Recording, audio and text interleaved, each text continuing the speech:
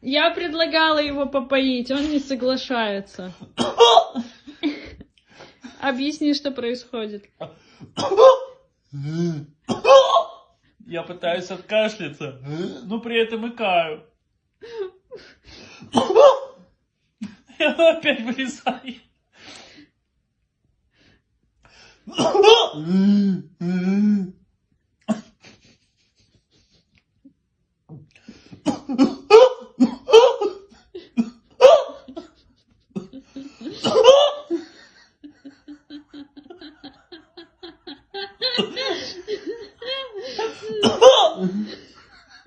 Подними руки вверх.